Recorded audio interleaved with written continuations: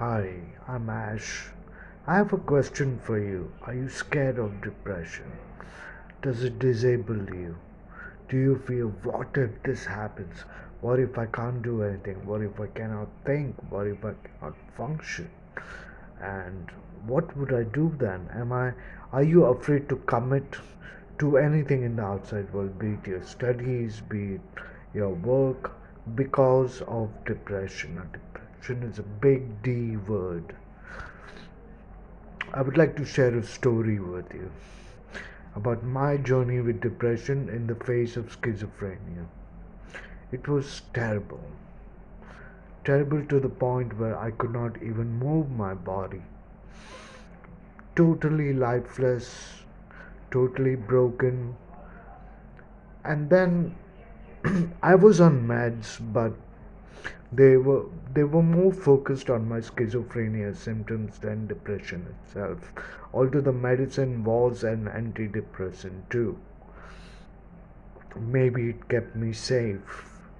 But there was something else that worked for me, which I would like to share with you.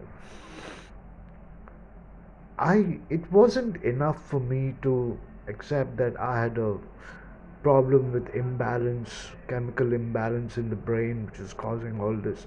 I had to find something more meaningful, something that I would have control over.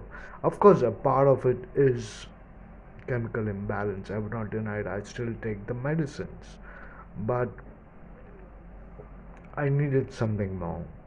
I needed to feel in control. Now, one thing that I've shared in my videos before, if you've noticed, is I've said the mind, when it cannot place its foot anywhere, goes manic, goes panic, goes all over the place, or gives up totally and falls flat, without life, without any effort.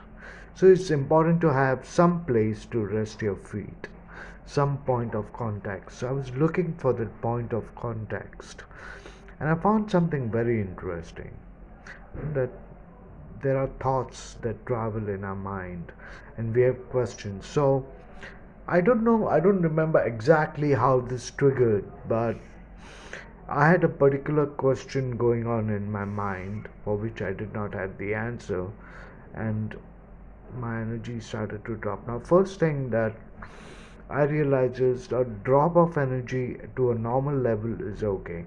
But imagine that you have a red line in your psyche that below this, if the energy falls down, you give up. You can't do anything. Your cognitive functions are gone. Your physical energy is gone, and you're totally lifeless. And that's what we call depression, isn't it? So imagine that there's a red line, and below that the energy falls, which means you have to rest. Don't try to push it. So I did that. When I did that, I was also curious, how long is this going to last? Now, many people tell me that depression sometimes lasts forever. I had an experience where typically my energy would fall below the red line, and during this time I would only rest, not try to push myself to work or be productive or be an artist or something. Nothing, absolutely nothing. Anything I touch, I destroy. My mind is not ready to do justice to it. And when it goes down, I waited and I kept a journal where I tracked how long does it stay at that below the red line. And I found that typically it took me about 3 or 4 days to come up back to the red line and above.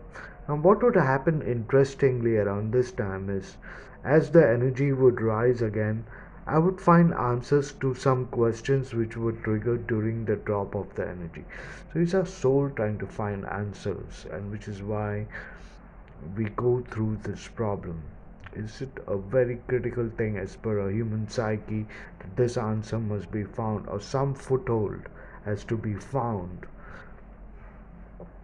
And when it comes back and it tells me, Ash, you've got to try this now. You've got to try You had a question, it took us 3 days to find this. Why don't you try doing this? And then I must do it, I must execute it, I must acknowledge that answer that has come to me.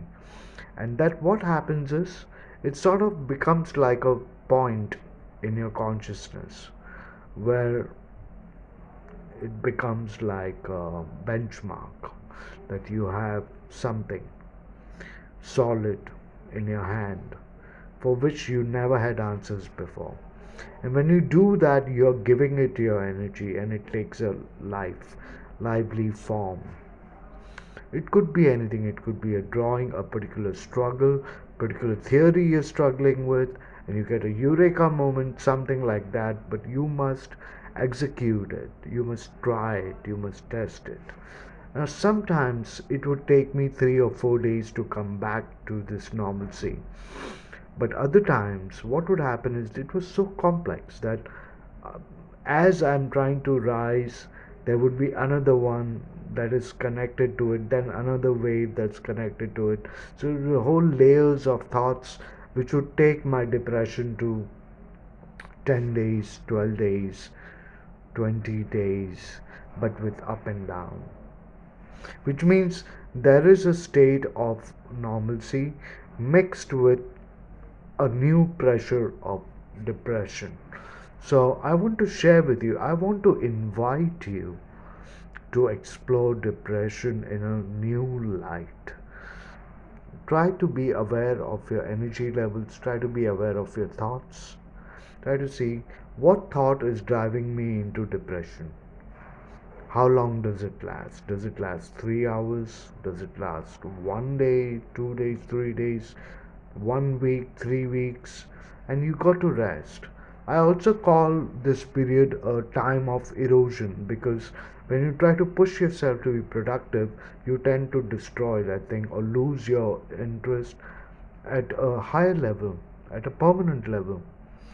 So, I invite you to rest, be aware of your mind, be aware of your energy, and look at and pattern out like, okay, I have this particular thought, my energy is dropping. Let's see how long does it take before the energy rises again and solution comes.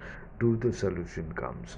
Just because it happened to me does not mean it might happen to you. But I'm sharing my story with you to give you hope in the light of depression. Don't give up.